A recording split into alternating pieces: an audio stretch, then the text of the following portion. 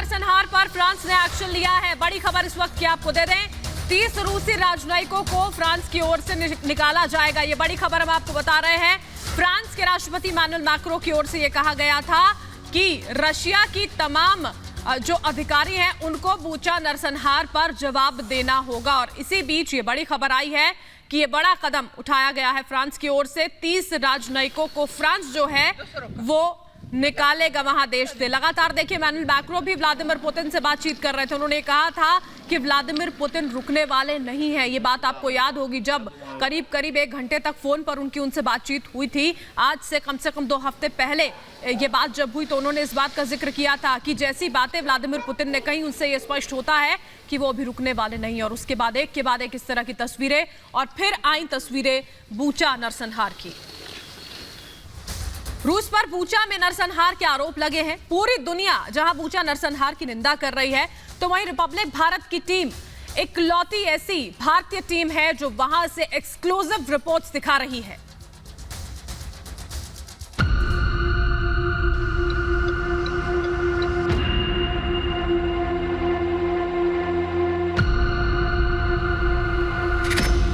Republic Bharat पर Bucha का समूचा सच।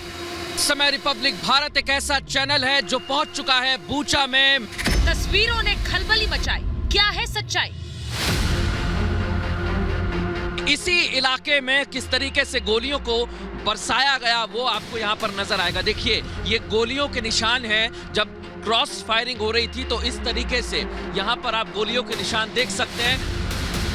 बूचा पहुंचने वाला ब्रदर रिपब्लिक भारत पहला ऐसा चैनल है जो कि सही तस्वीर दिखा रहा है। ग्राउंड जीरो की हकीकत हम अपने दर्शकों को दिखा रहे हैं, सिर्फ रिपब्लिक भारत पर सबसे पहले।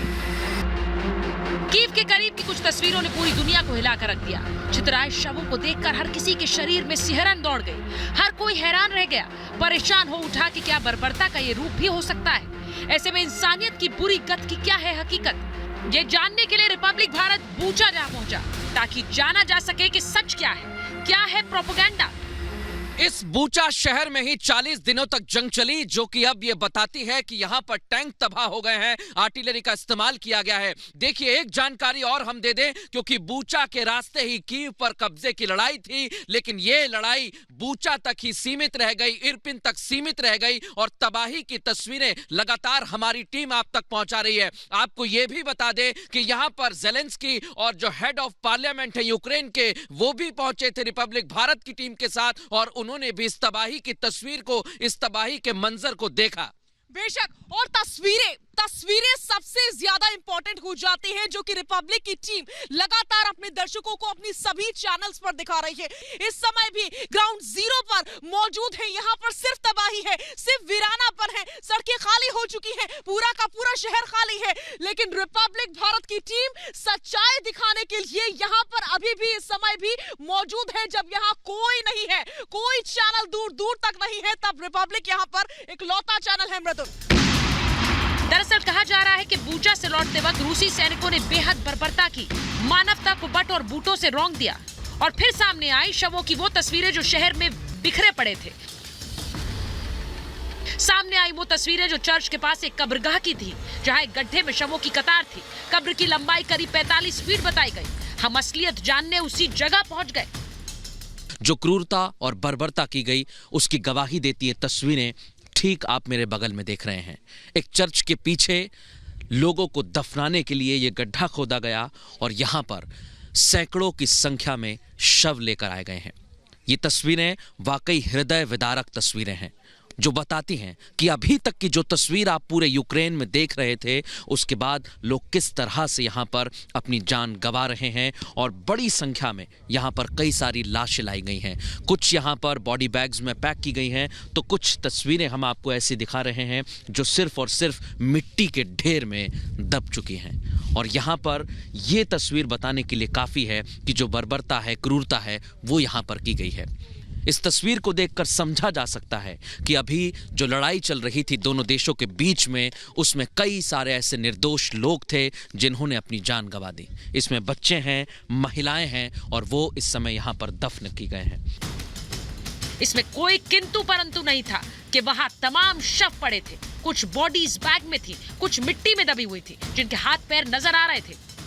और ये तस्वीर बताती है कि जो जंग है वो 40 दिन तक चली और सब कुछ राख और तबाह करके चली गई। ये तस्वीर ये भी बताती है कि यूक्रेन ने किस तरीके से रशिया की आर्मी का सामना यहां पर किया है। लेकिन एक बात है कि यहां पर बच्चों की साइकिल दिखती है, बच्चों के स्कूटर दिखते हैं, उन कारों को हम देखते हैं जिस पर लिखा हुआ है कि इसमें महिलाएं बच्चे सवार हैं, उस पर भी हमला किया जाता है। और एक एक तस्वीर हम आप तक पहुंचाने की कोशिश कर रहे हैं। इस घर में मैं इसलिए मौजूद हूं क्योंकि इस घर को पूरी तरीके से तबाह कर दिया गया। ना यहां पर पानी है, ना यहां पर खाना है, ना यहां पर बच्चों की साइकिलें हमें नजर आती हैं, वो सब कुछ तबाह हो चुका है। इसलिए ये तस्वीर हम आप तक पहुंचा रहे हैं।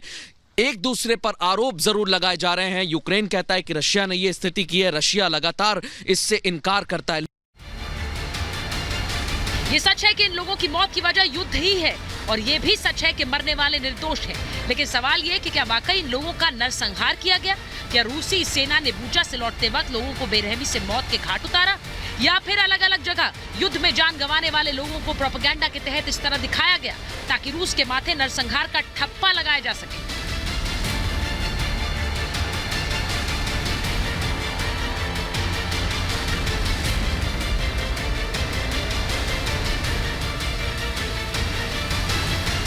बूचा को लेकर तमाम देशों ने कड़ी प्रतिक्रिया दी और रूस को जमकर खरी खोटी सुनाई। खुद ज़ेलेंस्की बूचा पहुंच गए, जिससे ये मसला अंतर्राष्ट्रीय समुदाय की नजर में आया। बूचा को लेकर इन आरोपों पर रूस ने कड़ी प्रतिक्रिया दी। इसे लेकर संयुक्त राष्ट्र सुरक्षा परिषद की आपात बैठक बुलाने की मांग कर डाली। साथ ही तस्वीरों को नाट्य मंचन करार दिया।